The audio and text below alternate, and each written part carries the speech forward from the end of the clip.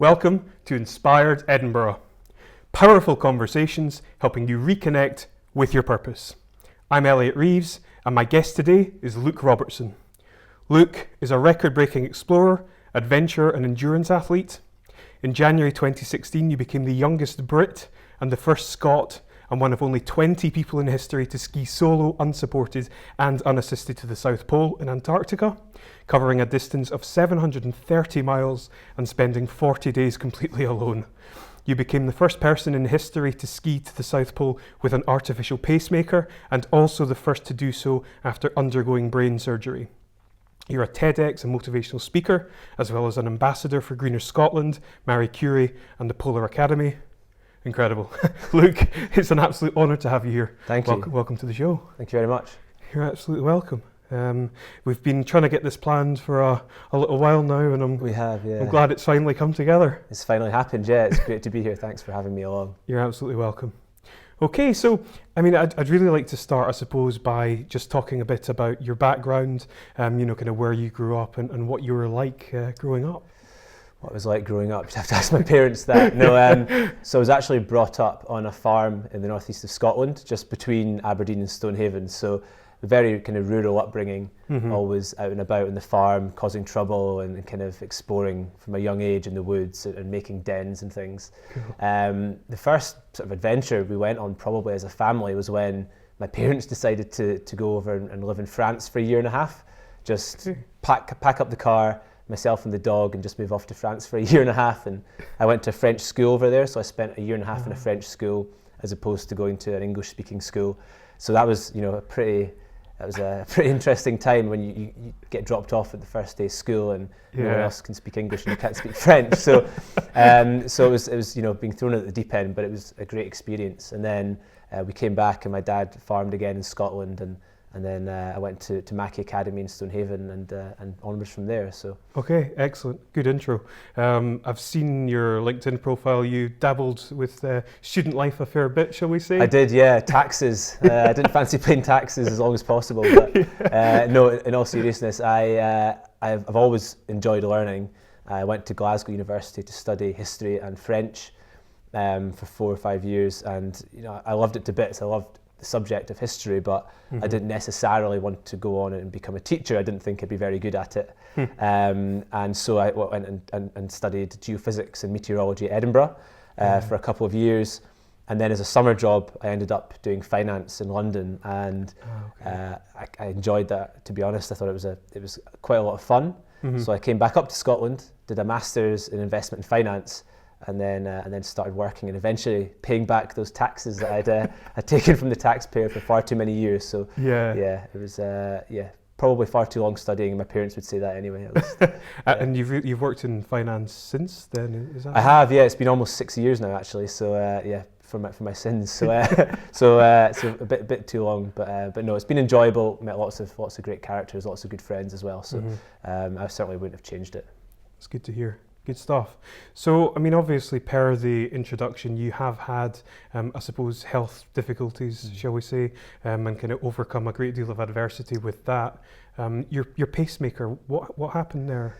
Yeah, so that was one of the two health issues you mentioned there, and that was really quite a big surprise. So I was in my final year studying at Glasgow, doing this history and French degree, and I was studying pretty hard.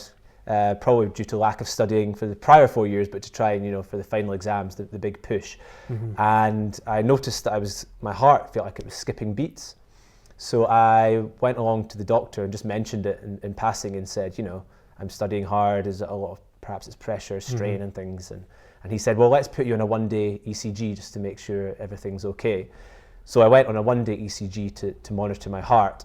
And he said, we want to double check a few things. We just want to put you on a 5-day ECG. So a few alarm bells. But again, I played a lot of sport at uni and was pretty active before that as well when I was young. And so didn't think anything more of it, to be honest, and expected it all to come back okay. Yeah. And then I was giving blood in Nelson Mandela Place in Glasgow in the city centre.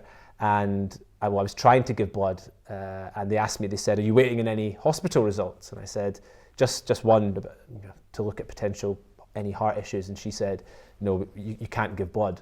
All right. So I left and turned my phone back on when I got outside, Mm-hmm. and I'd returned my ECG a few days earlier, and this was my GP on the phone telling me that I needed to have an artificial pacemaker put in over voicemail.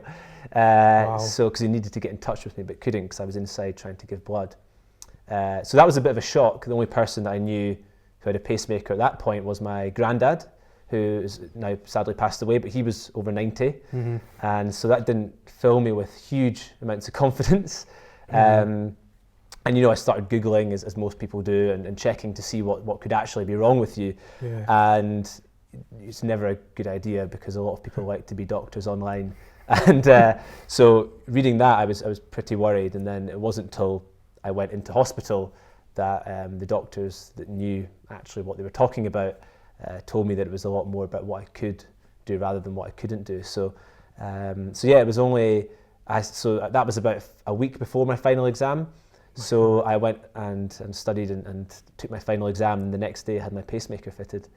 So it was a pretty crazy time, but yeah, so that was the kind of the background to that. Yeah, wow. Okay, so I mean, how then did that impact your kind of mental well-being and the way that you approached the stuff that you did in life? Did it have a significant impact, or? It did. It had a huge impact, to be honest. It was my first health issue beyond a cold, to be honest, and I was lucky in a way that I had that week where I was studying so hard for these exams that it took my mind off it. Yeah. And then so I had really no time to rest, and my friends went out for drinks after their last exam, and I went in to prepare to go into hospital for a couple of days. Yeah. And really from then on is when I started really hard, thinking hard about what I really wanted to do with my life, and this sort of the idea of legacy and what you want to achieve and also what you want to leave behind. The bigger picture thing that perhaps some people think about in later years, and not necessarily when they're a student, enjoying university a bit too much and kind of and just focusing on getting through exams. So really that was a bit of a kick start. I started thinking about what my passions were, but I also had a lot of student loan to pay back as well, so it wasn't a case of just jumping in and doing what I wanted to do straight away. Yeah. But it had a huge impact on what I wanted to do with the rest of my life. I could absolutely imagine. Yeah. Wow. Okay, so I mean, I know that you've done a number of challenges, or certainly had done so prior to doing your big one. What was the sort of timeline on those, and when did you decide that you had an interest in doing expeditions and crazy challenges? So I suppose there's never, when I was young, I loved sport. I played a lot of football, rugby, badminton, swimming, almost anything that I could get away with. And I loved the outdoors. I was in the Scouts, the Young Naturalists, various outdoor groups. And so it was kind of a combination of those two things. And then again, being brought up on the farm, really, I just loved spending time outdoors. And I started reading about, when I was younger, about the polar explorers of the early 20th century, so Scot and Shackleton and Nansen and those kind of characters who really, captured my imagination in a way that had never been done before. But at the same time, those kind of characters were, to me, they felt like characters from a bygone age, kind of 100 years ago, before the First World War. I study those characters in history. There's no one really doing that in this day and age. So I felt quite distanced from it, but always had this fascination about adventure and explorers, and watching Indiana Jones, for example. All these kind of different aspects came into play. And then I suppose it was reading when I was recovering, so I had to take some time off sport from when I had the pacemaker put in, and I started reading books about modern day polar explorers, people like Ranulph Fiennes, and people that were going back to Antarctica and going and doing these amazing expeditions. And this was in the modern day. These were people that were breaking the boundaries of human endeavour, and it just seemed pretty exciting, to be honest. And I thought, well, if it's people, again, people like Ranulph Fiennes seemed like this kind of enigma, this amazing, and he still does, to be honest, but these characters, and a part of me thought, I'd love to do something like this, but part of me also said there's no chance I can do it. But I started reading a lot more about it and kind of thinking of whether or not it could be possible, and slowly I started putting the jigsaw pieces together, and it became apparent that it wasn't necessarily going to happen, but there's ways you can enable yourself to get into a position where it might happen. Okay. So that was a kind of, there's no kind of straight, narrow path. It wasn't as if, I had this kind of adventurer bloodline. My dad's a farmer, my mum was a nurse, brought up in the East End of Glasgow, so there's no kind of genealogy that kind of traces back and says, anything like that. So it was just a number of different elements in my life when I was growing up that kind of contributed towards this interest, I suppose, as it was at that point. Yeah, and so what were some of the challenges that you did? I know you did 3 peaks. Yeah, so you went to Iceland, is that right? So yeah, when I was at uni, I did a lot of skiing and kind of sports, and then towards the end of uni, just within a couple of weeks, a few pals and I just decided we'd take a few bikes that we had down and try and cycle between the 3 peaks, the highest peaks in Wales, England, and Scotland, and climb them between. So we had a kind of AA road map, and that was pretty much it. One of my friends was on a pink mountain bike. I was on a borrowed bike that didn't fit me. I think there was one person on a road bike, and that was it. But that was it was just an amazing little adventure. We got driven down by a couple of other friends, and we took it on, and we cycled, for 6 or 7 days, which was actually quite quick considering our kind of lack of prep and everything else. And I loved it. I loved every second of it. And I thought, this is the biggest small adventure I'd done at that stage, and this was I must have been 20, 21. Okay. And I thought, this is great fun. Why would you not want to do more of this? So I kind of tried to put in a few different plans to do bigger and bigger things. But again, with the pacemaker incident, that I thought, would I ever be able to do anything like this ever again? Initially, but it was the doctors and people that kind of spurred me on and said, absolutely. Really? And instead, it kind of made me more focused to do more things like that. So yeah. And then from then it's grown from there. Yeah, totally. Suppose, yeah. I mean, it's good experience, I suppose, but it's not quite the 100-mile-an-hour winds or the -50 conditions that you get in Antarctica. It's not, but sharing a tent with 7 of your closest pals in a 3 or 4 man tent was pretty horrible conditions as well. So if you were to give me that versus being alone in a tent in Antarctica, I know I'd choose again. So yeah. So you found out that you had a mass on your brain. Yeah. How did you find that out, and what was the original, sort of prognosis? So the original prognosis for that was I had a few migraines, effectively. And this was in late 2013, early 2014. And despite having the pacemaker and kind of an unexpected health issue, I did put off going to the doctors. I thought it could be anything else other than what it was. So I took painkillers, and I took very, very strong painkillers, and then it got to the stage where I couldn't sleep. So I went to the doctors, and he had a quick look behind my eyes with a torch and said, okay, we'll make you an appointment for a CT scan. And I couldn't have an MRI scan because of my pacemaker. And so I was quite surprised when I left the doctors and got a phone call from him at kind of 7 o'clock at night, saying, we've got you an appointment the Western General for tomorrow morning at 8 o'clock. So I was like, well, okay, that's amazing service from the NHS, which I've always had, and especially after what happened with the head incident. But I thought that's pretty special treatment. But again, I still kind of, didn't believe that it could have been what it was. And then so I went into hospital the next day, and yeah. Right. And so I went into hospital, and they gave me a CT scan and then took me back out, put some dye inside me so they could get a clearer picture. I went back out and sat down, and then got asked to go into a small room with one of the doctors, consultants, and was told I had a brain tumour. So you leave work and you put on your calendar that you'll be back in an hour, and then in 45 minutes later you're being told that you've got a brain tumour and you won't be leaving hospital anytime soon. Yeah. It was a pretty big shock. Yeah.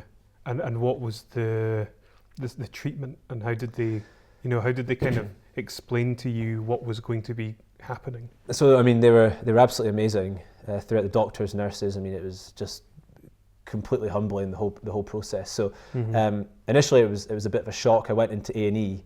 I was kind of lying in the A&E area on a table, just kind of waiting to get a bed effectively. And then the consultant and the surgeon came round and told me that what it was, first of all, they thought it was a meningioma, brain tumour, and that in all likelihood I'd be in hospital for 9 months, probably operated on a few times.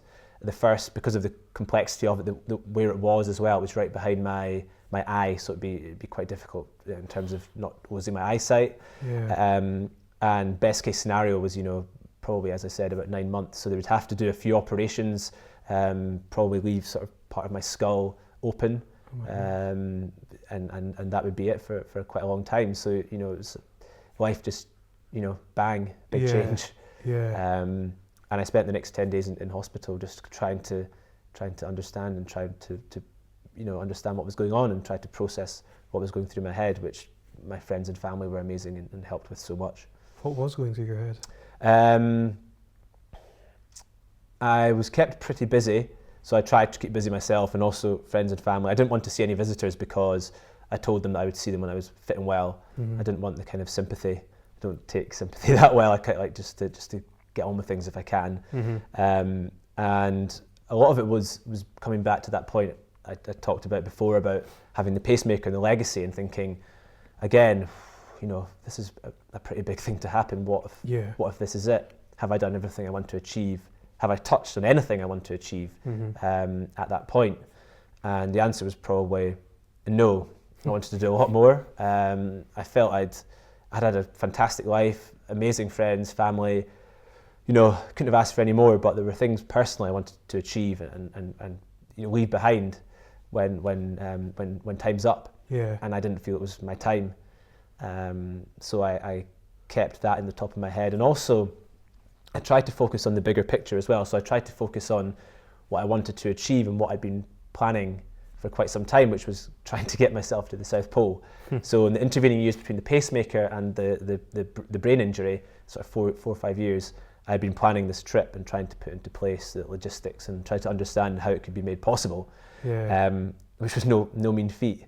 And so it took quite a while. And so when I was in hospital, I would try and focus on that and think about getting there and thinking about how much more satisfying it would be after this has happened, and really kind of saying, well, I can overcome this. I'm sure I can overcome Antarctica.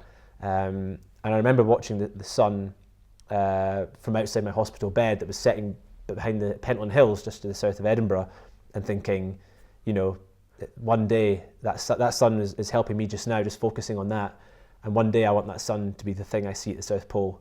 That was the one thing that was kind of I could cling to, because that was the one constant in my life then, was that I would see that sun in my hospital bed and I would see the sun at the South Pole. So it was huge focus for me, and helped take my mind off what I tried to see as the smaller thing of having a brain tumour as I thought it was at that stage. Yeah, wow, that's incredible. So they eventually removed the mass, and it was a benign cyst.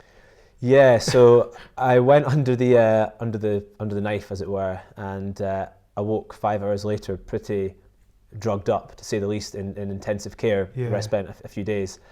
And the first thing was, I can remember seeing my parents, and then the doctors saying it wasn't cancer, it wasn't a tumour. And I couldn't comprehend what was going on. I'd woken up in this kind of daydream and didn't really know where I was. And I remember just kind of asking, is it worse? And they said, no, it's much better. And so I was later told, a couple of days later when I'd kind of come to, that it was a really rare enterogenous cyst that I'd probably had since I was born, and perhaps a head knock or something had triggered. And it had grown and expanded and had filled with fluid, and was effectively pushing into my brain and my skull and into my eyes and affecting everything.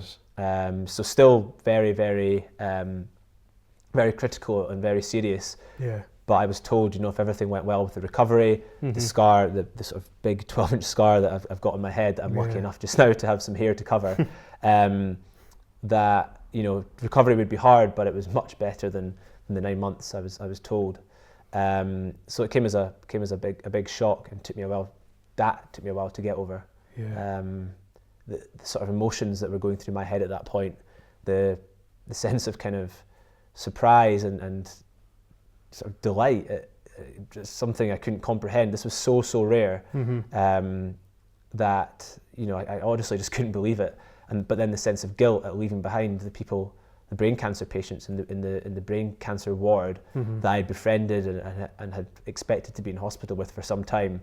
I had to go back into that ward and tell these people that I had the opportunity to leave, and 99% of them were in there and didn't have this opportunity.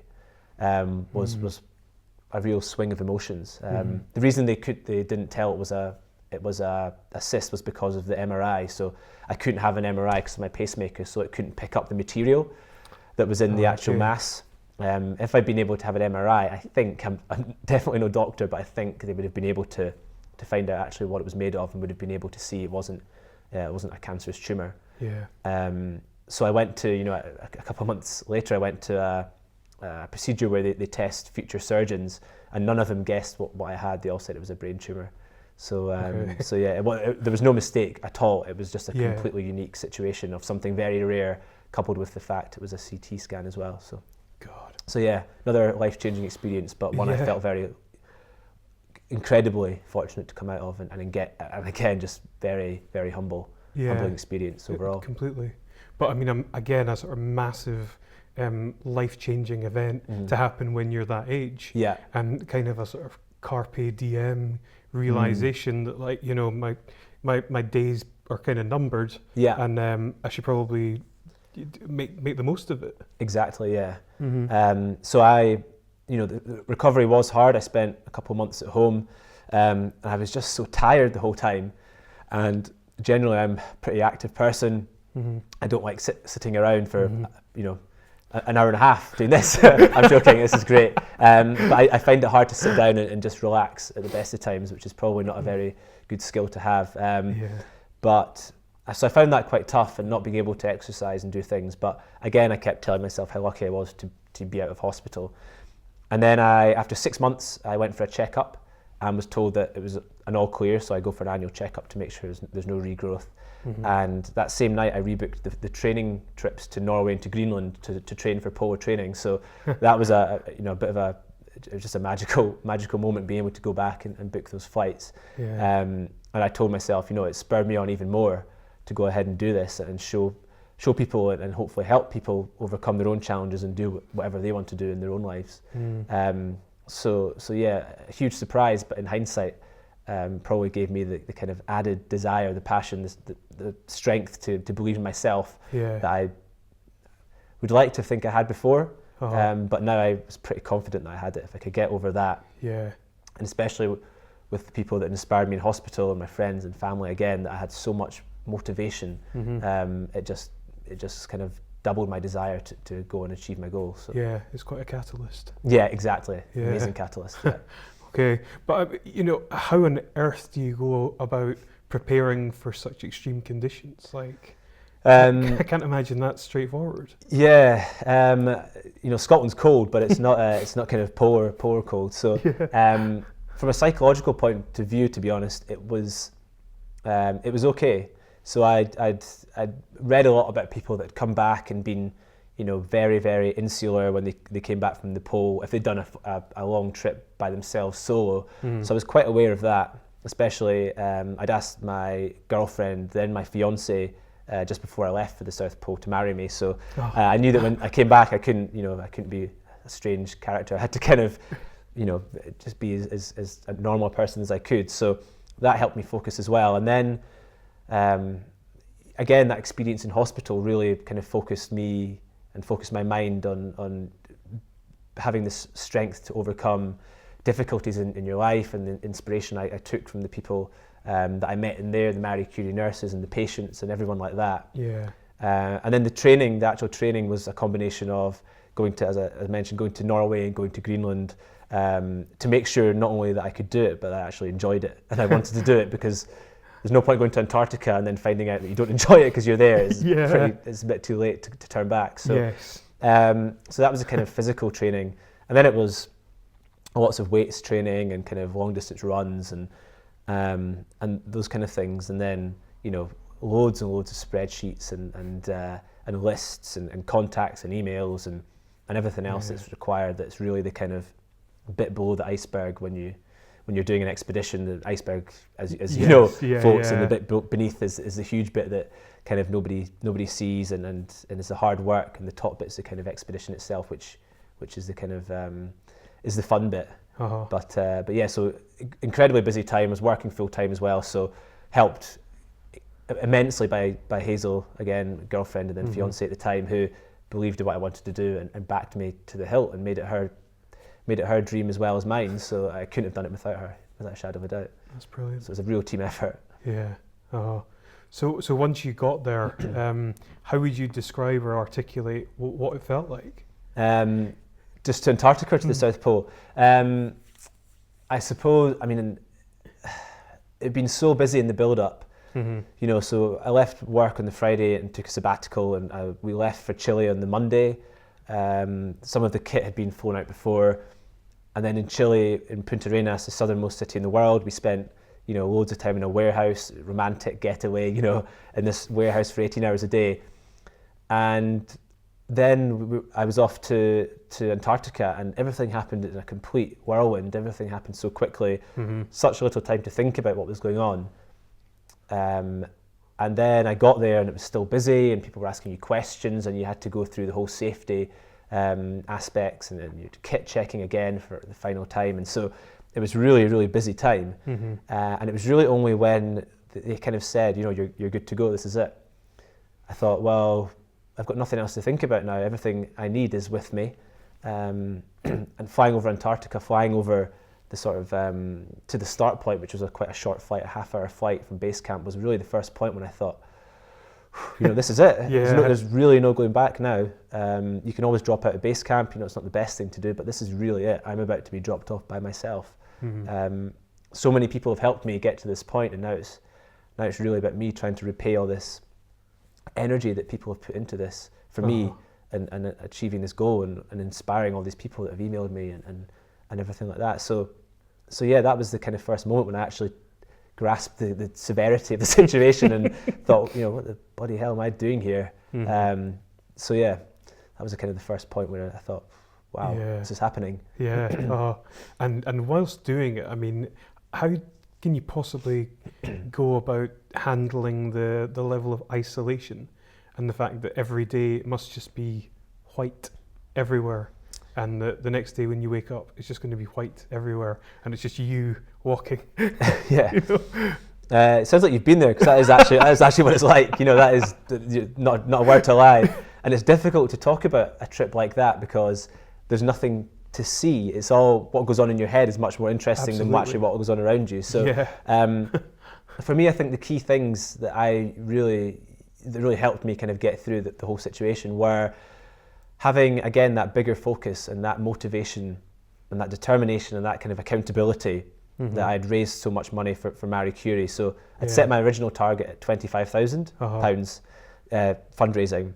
And by the time I got to Chile, I think I'd surpassed that by about £5,000. So I thought then, I was like, you know, I have to go through with this. People are backing me. And again, referring back to those emails I'd had from people that had been in brain cancer wards, or had family members or youngsters that had heart issues and things like that, that were all following this expedition. And I thought, you know, this is much bigger than me taking a single step outside the tent every morning, which was the most difficult thing to do every single day. This is about inspiring other people, about helping them realise that they can overcome their own issues in their own lives and achieve what they want to do. Not many people are stupid enough to go to the South Pole after going through brain and heart surgery, but everyone's got their own issues and their own challenges in life they want to overcome. So I really tried to focus on not myself and think about the bigger picture, think about what I was really there for and who I was helping and who I was inspiring, hopefully inspiring anyway. And then I also tried to kind of, there's a certain element, that's part of it, but then there's also the bit where you can go a little bit crazy. There's no doubt about it, because you see characters in the snow. Seriously? Yeah, you see, so I for some reason I had the Flintstones song in my head for about 2 weeks. And so I would see Flintstone characters running around in the snow. Apparently it's called anthropomorphism, which is kind of attributing human characteristics to inanimate objects or animal characteristics to inanimate objects. So things in the snow, patterns in the snow. Turn around and look at my sledge and you would see things jumping around. But I prepared for that, so I knew that was going to happen. So as long as you don't let it kind of make you irrational, it's okay. You can kind of deal with it. But ultimately, that still came down to thinking, stop it. Focus on this goal, focus on the big goal, and you'll get through it. People can be people. I'm a big believer that people are much stronger than they think they can be, and it's sometimes only when being strong is the only option that you realize how strong you really can be. When you're faced with a situation whereby you're in hospital, it's completely out of your control, but you get through that situation. If someone had said to me, 10 years ago, you'll go through heart surgery and brain surgery and get to the South Pole, I would have, collapsed probably. But people can be much stronger in those situations than they feel they can be. And so it was about trying to realise that, but think about that from my perspective as well, and kind of push on through those horrible conditions you mentioned. Wow, yeah. So yeah, I could imagine the sort of self-talk that you have with yourself. It's just every single day, yeah. Even the sort of small things you do in your tent in the morning, because you wake up and the first thing you think about is the weather, and if it's blowing outside, you think, oh no, and you think, I'll just sleep for another few minutes, but then you're like, if all these minutes add up and contribute towards not making it and running out of food, it's pretty disastrous. So you give yourself these huge pep talks about, you can be strong and you can do this, and usually they culminate in just bloody get outside and stop being a big scaredy cat, and breaking it down into making yourself feel stupid for not doing it, which is what happened most days. But it's not to say that tying the shoelaces and things didn't take longer and longer as the trip went on. The start is kind of get outside quickly, and then it was just spend a little bit longer doing a double knot, just today and things. So it's a real battle of the mind, just getting out the tent every morning, which I think can be quite a good metaphor for life as well, just taking that first step into doing something. Once you do that, everything seems to fall into place. Once you're moving, once you're getting going and you're en route towards achieving that goal, at that point, that for me was the 730 miles to the South Pole. Everything felt better. It was, you're on your way and you're making progress, and I wouldn't have liked to have been anywhere else. That was heaven for me. It was brilliant. That's so cool. Love that. Wow. I saw pictures when you were finished. I think your nose was like black at the end. It was, yeah. I was doing in pretty good condition until about the last week, really. I felt pretty good. I was behind my schedule though, so I needed to kind of push on a bit, and I was running out of food and fuel.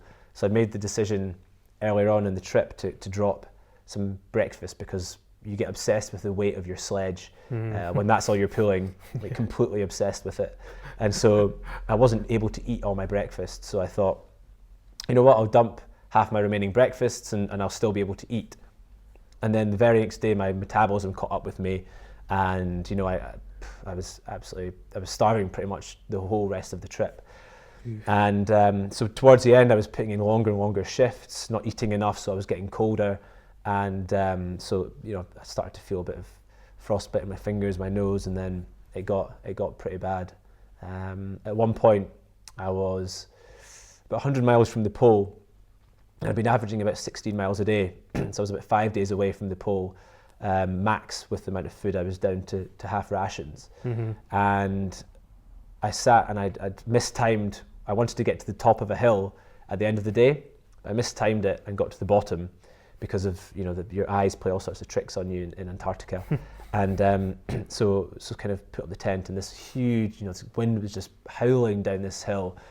My fingers were wooden, which is what happens when you get frostbite. They bounce, they sort of knock together.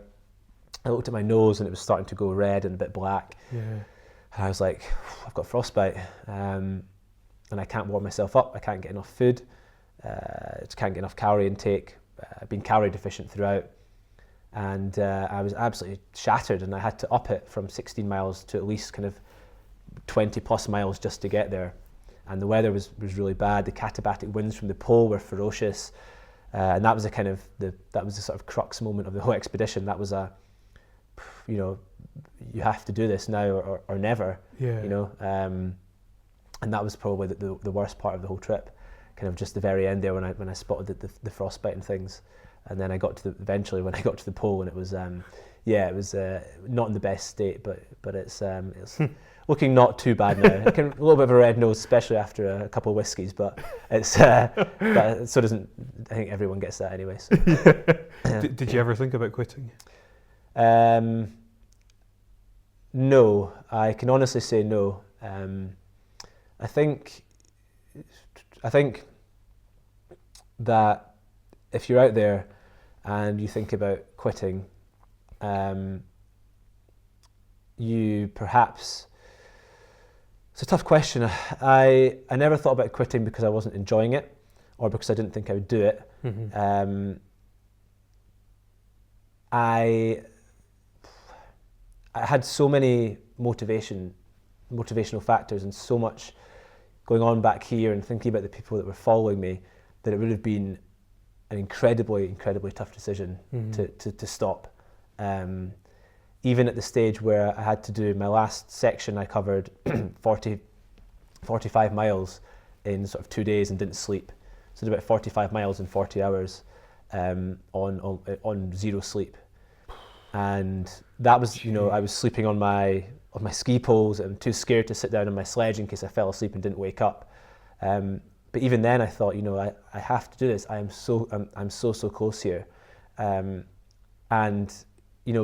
if I hadn't had that motivation from time in hospital, from people that had emailed me, that determination, accountability, everything you need to really try and push it when times are hard, and that personal, personal kind of situations that you go through in your life, and those times you can fall back on and think about how lucky you are to be in this situation. No one pushed me to get to Antarctica. Exactly, no one forced me to do this despite all the kind of difficulties you go through and stuff. It was all my decision. So really those kind of massively those factors played such a larger role than any kind of prospect of me ever quitting. It would have been very hard to take coming back, having not done it after having put so much work in it, and I felt it would have been letting so many people down, to be honest. It would have had to been a really bad situation for me not to complete it. Okay. Wow. So I don't know whether you actually did say this or not, you can verify this, but you're quoted at the end as saying, "I feel as though I'm on top of the bottom of the world." Is that about right? I would love to take credit for that, but that was actually Hazel, my fiance. Really? Yeah, so when I got to the South Pole, I just wanted to sleep and eat and just have a beer. And there were 3 people there at the South Pole to meet me in this kind of small, tiny tent. I still had to set up my own tent outside. There's no kind of house, there's no like luxury hotel, there's nothing there apart from the Scot Amundsen research station, which we got a tour of, but you can't get into it. And so when I got there, it was about 10 o'clock at night. I hadn't slept the night before. I'd started about 4 a.m. the previous day or so, and I got there and I was in a bit of a daze, and they sat me down and they checked me out to make sure the frostbite wasn't too bad. And I sat there for about 4 hours just chatting nonsense at these poor people that were just there having welcomed me in because I hadn't seen anyone for 40 days, telling them about this I don't know, absolute nonsense. And I forgot to phone home. So my poor fiance and parents at home and in-laws and everyone was waiting for this phone call to make sure I'd gotten there. They knew I hadn't slept and were pretty worried, probably the most worried they'd been. And I just forgot to phone them. So it got to about 2 a.m. my time, so kind of 4 or 5 a.m. back here. And I eventually phoned them, and they were like, you could have phoned us earlier. And I was like, well, sorry, I got carried away. And Hazel said, listen, we prepared this kind of press release for you. Are you okay with it? And I was kind of a bit zoned out, didn't realise what was in it. I just said, I'm sure it'll be fine. And Hazel came up with this great quote, and I was, I thought, so when it appeared in the BBC and a few newspapers, I thought, that's great. If I can take credit for that, then by all means, but no, officially I didn't actually say that. That was my fiance that can take credit for that one. I think she said, do you want to say this? And I said, yes. Perfect. So that sounds like, that's credit for me. Right, sounds good. Yeah, I think I might have mumbled it at some point. And Sir Ranulph Fiennes actually had some lovely things to say about you achieving that as well. Yeah, he's just incredible man, what he does for fundraising for Marie Curie and for the reasons he does it for them as well, and all his adventures and things. So it's quite an interesting way I got to know him. I think it's interesting anyway. So when I was going through my pacemaker issues, I started reading those books about modern day polar explorers I mentioned, Ranulph Fiennes being the main one. And so I thought I would try and email him and just tell him how inspiring I found his book. So I found his email address. It's not ranulphfiennes@ranulphfiennes.com. It's this weird email address, yeah. And it was in about page 10 of Google. And I thought, I'm just going to email this email address and see if I can get through to him. So I obviously got through to his PA or his assistant, who emailed back and said, I've shown Ran your email, and he says, that's great to hear. He doesn't get people emailing him all the time, probably because it was a very random email address. Yeah. So we exchanged a couple of emails, and it was oh when you're even one person away from your absolute hero, then you think it's pretty exciting. Yeah. And then when I had finalised that I was going to the South Pole and had the brain surgery and things, I got in touch with him again and just said, I'm looking for a bit of support. I'm doing this trek, and he said I'd be delighted to provide a quote and to back your trip. And so I've met him a couple of times since, and he's an amazing guy, the driest sense of humour you can imagine, and just an absolute pleasure to be around. Full of stories, of course, and just an amazingly inspirational character. So it's great to you learn so many things from him. And again, he's out there doing crazy things now as well. So he never stops. Yeah. Amazing character. That's astonishing. Yeah. Random email address. Yeah, it's amazing the contacts you make and things just from, just why not? Taking action. Exactly. Yeah. That's awesome. So you did a brilliant TEDx talk in Glasgow called The Other Side of Fear, which I would implore anyone to watch. I really, really enjoyed watching it and researching for this. One of the quotes that you say in it is, try not to be scared of being scared. Instead, try to take the hand of fear in the direction and on a journey you want to go on, and you might just be surprised at where fear can take you. And I love how you basically personify fear like it's it's something more tangible. Yeah, that was what I'm glad you think that, because that's what I was trying to go for with that kind of bit of the talk. Yeah. So I think fear is something. It's the most powerful emotion, I think, it can completely control you and completely swallow you up. It can stop you from doing what you want to do. It can affect your personality. Yeah. It can just put you into this whole world of pain, and it's very, very hard to get out. And it's so powerful that I believe that it can be taken and be turned into a positive. So for me, there was the fear of, for example, not being able to achieve what I wanted to do. Yeah. Being in hospital for the second time, thinking I would never get to achieve what I want to do. And that fear of not being able to go ahead and do that was something that really pushed me on to try and do what I wanted to do. When I was on the expedition to the South Pole specifically, it was a fear of not getting to the South Pole that spurred me on a day-to-day basis. It was thinking about letting people down. That fear of not being able to achieve this goal again was something that was with me, and that sort of personification that you mentioned there. Yeah. I thought about that, and I thought about this almost character of fear walking alongside me, sort of dragging me back and saying, you can't do this, what are you doing? You can't make it today. And I would turn it around and say, you know what, you're controlling my mind. I'm going to make you, instead of pulling me back, I'm going to force you to push me on and push me onwards to try and achieve this goal that I want to achieve, and use this overpowering, emotion to allow me to do what I want to do, and to hopefully inspire others to go ahead and do it as well. Yeah. And I just think, people, it can just be, as I said, completely overpowering, can really stop you from doing what you want to do. Yeah. But if you can turn it around and try and see the positives from it, and try and take those positives, even in the most troubling of situations, because those are the times when you learn most about yourself and realize what's important, then fear is one of the instruments that can really try and take you and push you on to do what you want to do. Yeah. Wow, that's one of the coolest things I think I've ever heard. Pushing fear along. Yeah, instead of letting it pull you back, something like that. Yeah. So that's what I'm pretty passionate about, kind of sharing that, my experiences, and kind of helping others to do what they want to do through that. The aspect of fear, especially in this day and age, it's something that can be quite overpowering. Oh, absolutely, yeah. But I mean, based on all the things that you know, you've overcome and you've achieved. You've looked fear in the face every time and just said, no, "You're not getting the better of me." It's tough. I'd like to say that, you know, it's been something I've never been scared, because that's completely not true. Mm-hmm. Times I've been absolutely petrified, thinking about not getting to the pole, thinking about, you know, having, you know, not knowing whether you're going to wake up from a hospital bed. But if you can get through those situations and think about where you were at that time, and think about how scared you were, but also the fear you had about not achieving things, and being in those situations and thinking about how strong you can be, much stronger than you think you can ever be, dragging yourself out of those situations, then, you know, you can look fear in the face and say, you know, I'm stronger than you, and I'm going to force you to do what I want to do as opposed to what you want to do, which is drag me down. I love that. Brilliant stuff. Thanks. Brilliant stuff. So, I mean, looking ahead, you've taken the fairly bold decision to pursue this on a more full-time basis.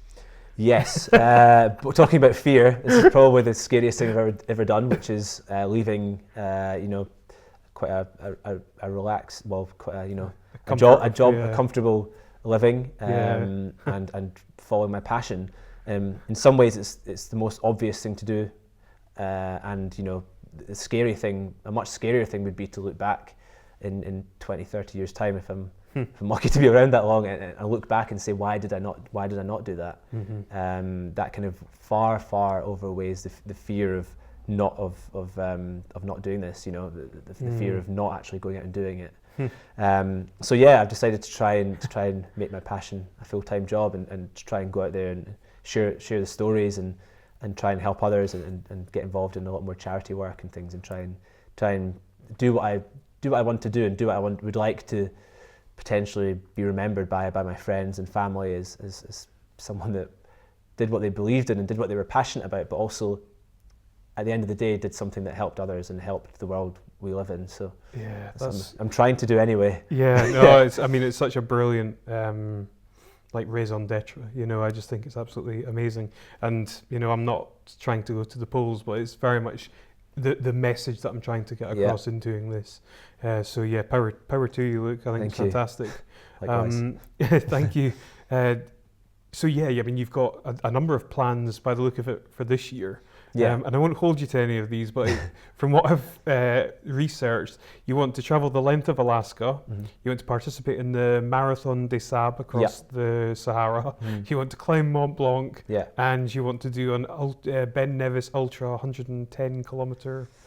So is that all, Luke? Not all at the same weekend. But no, they kind of... you know, it's trying to make the most of time. The Marathon Des Sables is the first event. So it's going from, you know, the South Pole, going from minus 60 degrees to potentially plus 40 degrees. So it's something that, it's an organised race, so it'll be quite different to Alaska. But the Marathon Des Sables is something that I've read a lot about, and it's kind of, I'm just more intrigued than anything else. So Hazel, my wife, who's also, you know, incredible, well, she just loves adventures, so she's an incredible person, is coming out and doing that as well. And it's something, as I said, we've just been, the thought of doing it for many years has always been there. The kind of opportunity came around, so we thought, you know, let's try it and see what all the fuss is about. And then, so we come back from that, and we're actually silly enough to sign up for the London Marathon as well. So that's a week after that. And then 10 days after that, we're off to Alaska for this world first expedition. Which is taking up a lot of my time just now, but again, it's, you know, if you're enjoying working at something, even the sort of spreadsheets and the list, and you also enjoy the end product, then it's something that's worthwhile doing. So so that's an expedition to become the first people in history to travel from the very bottom of Alaska to the very northern peak, northernmost point of Alaska. So over 2,000 miles, 700-mile kayak, 700-mile cycle, and then a 700-mile run. It's somewhere that's been fascinated me for a long time. It's a huge wilderness, sort of the last great frontier, a huge challenge, and something that's never been done before. And you know, the variation in the landscape. So we're kayaking in the Pacific Ocean, through the temperate rainforests of South Alaska, up through mountains and traveling past glaciers, through the Arctic tundra, up to the Arctic Circle, and then into the Arctic Ocean. It just is something that I'm pretty excited about.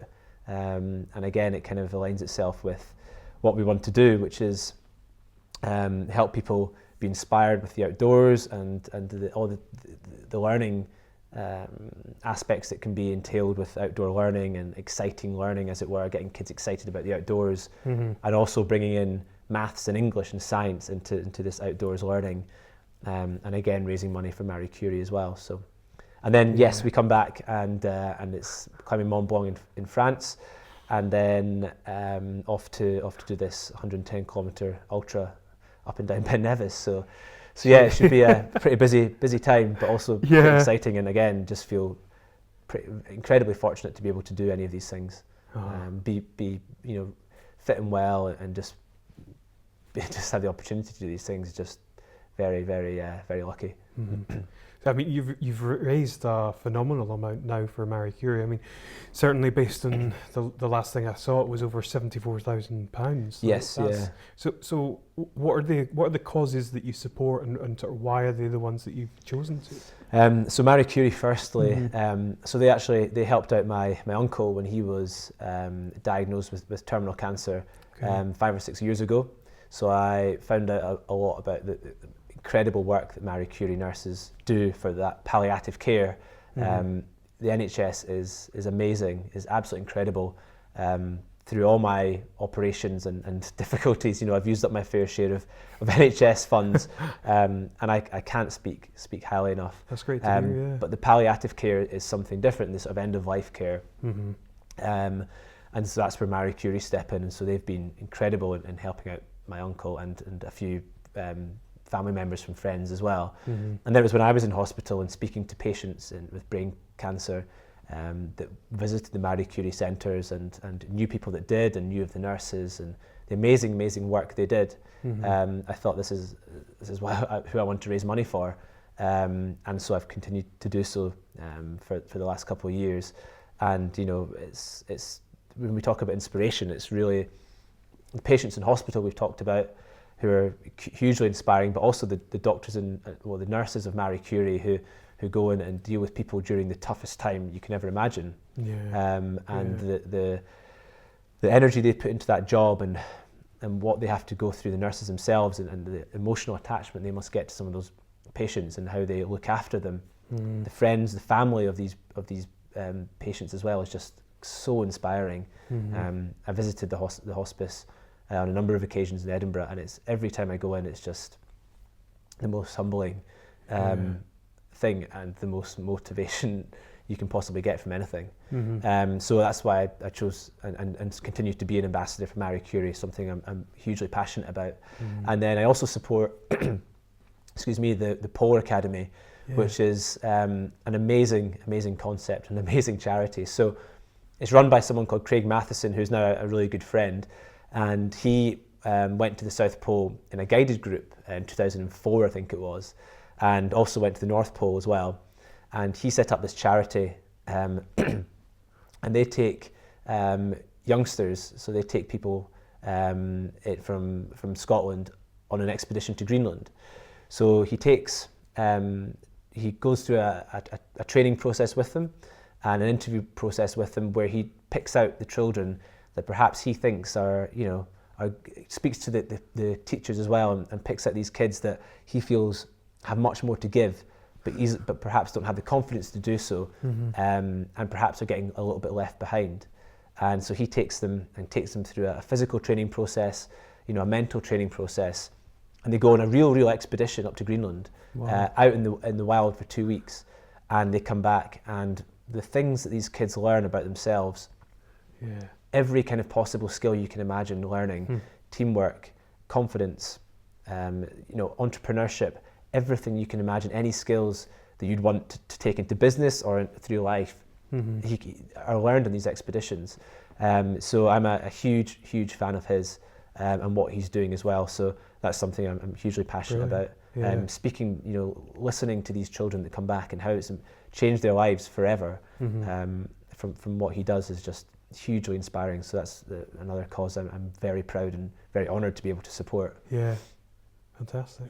That's brilliant. It's been so much fun finding out more about your journey and I suppose tapping in a bit to kind of your why. You've overcome such enormous adversity, and to be able to achieve something that you've done, I just think is it's just amazing. But I suppose at this stage, it's time to maybe go a little bit deeper. I'd like to peel back the onion a little bit on Luke. Okay. And now's a good time to have a drink of water, I think. This show, I say, is about reconnecting with your purpose. It's about what is the thing that is going to drive you through the hard times. What are your real passions? What is it that you love doing? Like, go do that. In terms of you, what would you say is your why or your purpose? I think it changes all the time. I think over the last few years, it's been something that I've thought a lot about when we talk about legacy and purpose and that kind of thing. Yeah. And perhaps it's come to me a lot earlier than it would have if I hadn't had these unusual situations with my health, and then the South Pole as well, which planted a lot of seed and thought in my mind. I see my purpose now as being lucky enough to be in a position where I feel I've learned a lot from these experiences. And for me, it's about trying to help others now, and it's about trying to share my experiences and help other people overcome their challenges in their life. I don't think I'd be a particularly good teacher, so the way I feel as if I can do it is by going on expeditions and speaking to people about, difficulties they have in their own life, and showing through what I do how people can actually go ahead and change their lives and really do what they want to do and overcome these difficulties. And again, going back to the legacy point, I want to, feel as if my purpose in life has been really helping other people and something much bigger than myself in terms of what I've achieved. It should be about how I've kind of helped other people and helped them achieve what they want to achieve as much as what I've achieved myself. Okay, so what would you like your legacy to be then? Someone that has improved the lives of people and improved the world we live in, effectively. I love that. It's quite a big ambition. I'm not saying I'm a world changer by any stretch of the imagination, but if there's enough people doing good things in the world, which I believe there's literally billions of people doing it, if everyone does that and affects even a few people in their own life, then that's quite a nice legacy to leave behind, I think. Absolutely. Yeah. Well, it's that, be the change that you want to see in the world. Yeah. You can't change the outer world per se, but being a demonstration for others and inspiring them to do more of what you're doing is great. And, I looked at your website, and the 3 words under your name, inspire, motivate, achieve. Just think like, wow, that's so good. It's great. Thank you. You're welcome.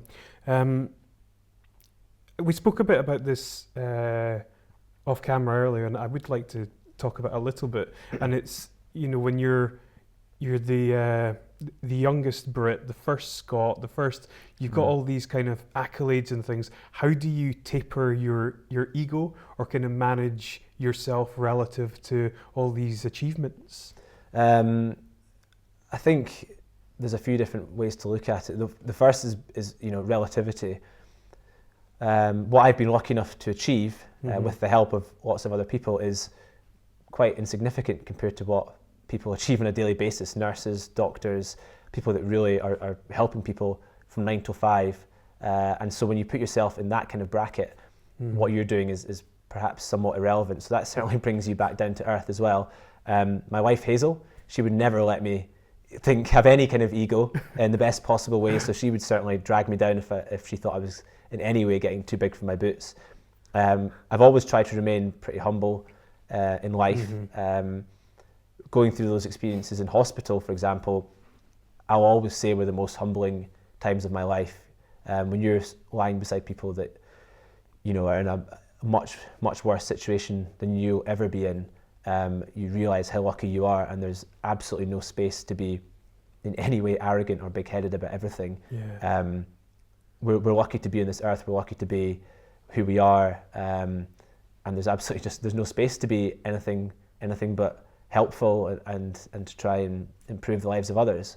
I'm a big believer in that, and I'm not saying I'm perfect by any stretch of the imagination, but if we can all try and treat others like we want to be treated ourselves, then it would be a pretty pretty awesome thing to do. Totally. Yeah. I love your honesty, and you know, you demonstrate an enormous amount of humility when you're answering these sometimes pointed questions. So yeah, good stuff.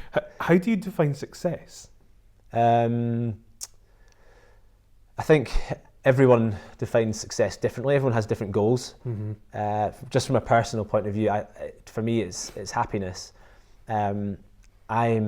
I think the most successful people I know, the wealthiest people I know, are those that are happy and happy what they do, happy in helping others, and that kind of feeds through into them as well, you know. So for me, it's about happiness and about thinking about the bigger picture, thinking less about yourself and thinking about the bigger picture, whether it's your family, whether it's your community, whether it's, you know, it's as far as your horizon, as far as your picture wants to go. Not focusing on yourself and trying to help as many people as possible. And you know, if everyone in the world was happy, then everyone would be successful. And the people that aren't happy, it's about helping them try to, in some way, become happy through success and try and really, and just really try to. It's tough because everyone, as I said, everyone has their own definition of success. But for me, it is just about happiness. If you're happy in life, then that's all the success and that's all the wealth you need. Awesome. Some people are happy with money, and if they are, then great, that's success for them. Some people are happy with the family, and that's an amazing thing to have as well. But some people need a little bit more, and I feel as if I've got, you know, it's something I'm really passionate about, is trying to help as many people I can. What's the best piece of advice you've ever received?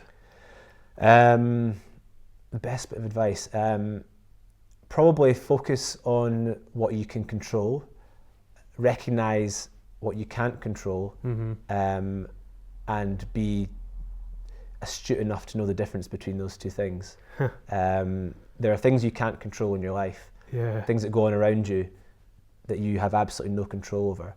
If you waste time worrying about those things, then you'll never go on to really do what you want to do. It's about focusing on yourself and how you can achieve your goals, whether it's helping people, whether it's promotion, whether it's seeing more of your family, helping in the community.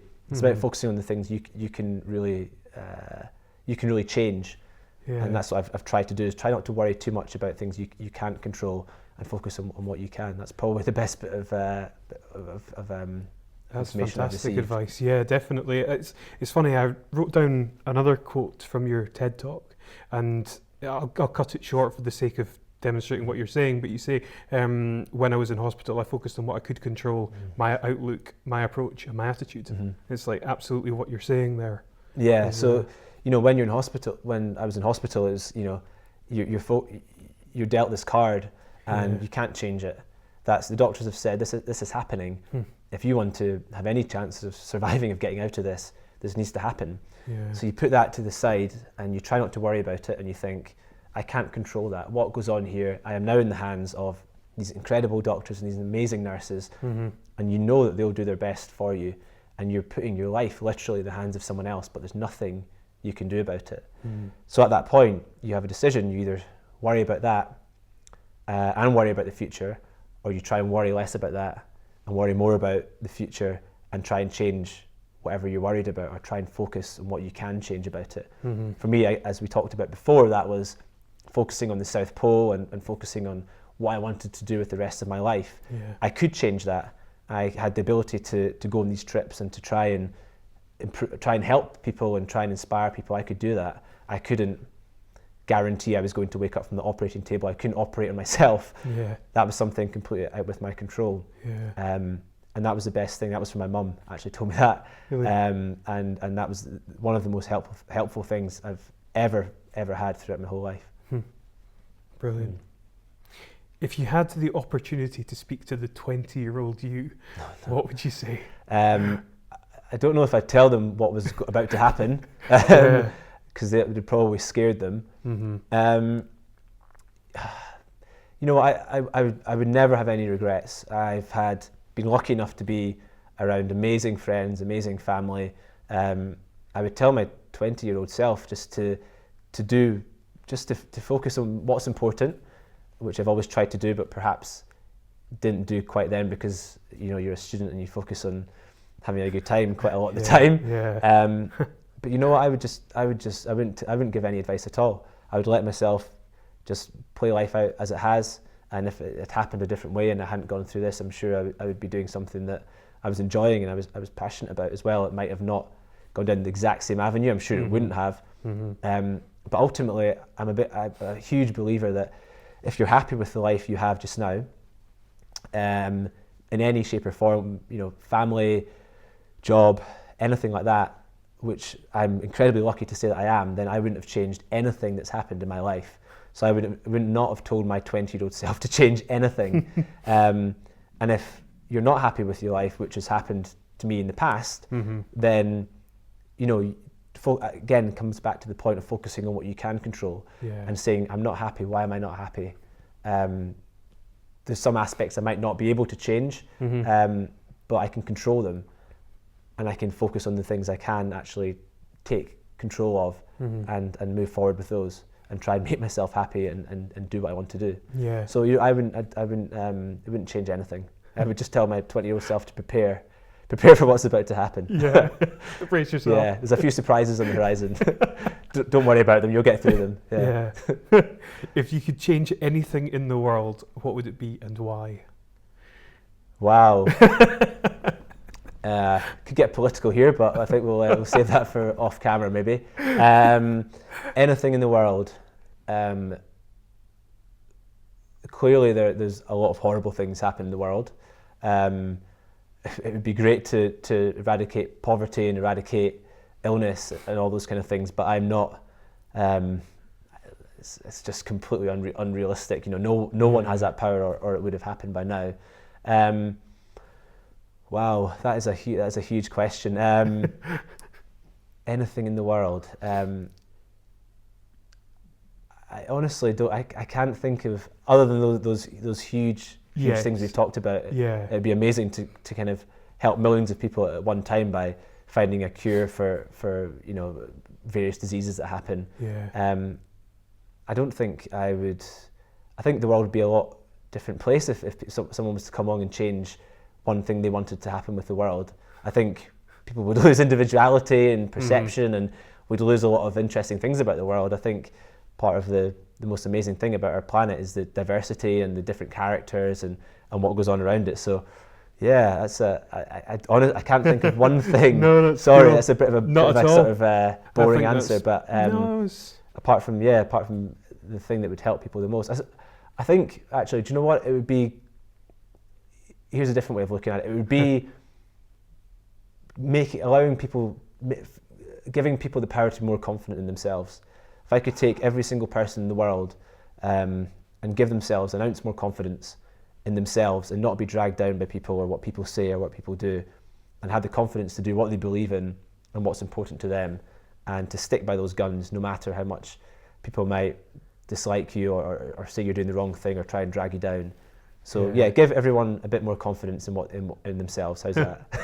There we go. You segued into that beautifully. Pulled it out the bag. Yeah. Last minute job. Yeah. Luke, I've just enjoyed this immensely. It's been such a pleasure talking to you, and you come across absolutely brilliantly, and I genuinely can't wait to see where you go with your life. Thank you. Likewise. I think you're a massive inspiration to people, and I can't wait to watch this back and reminisce. It's Thank been you. Great.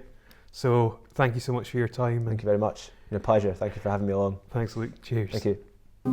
Thank you for taking the time to watch Inspired Edinburgh. If you enjoyed watching this video, I'd really appreciate if you'd like and share it.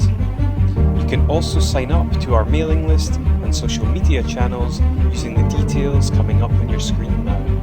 If you have any feedback or suggestions, please feel free to comment. Until next time, reconnect with your purpose and inspire others.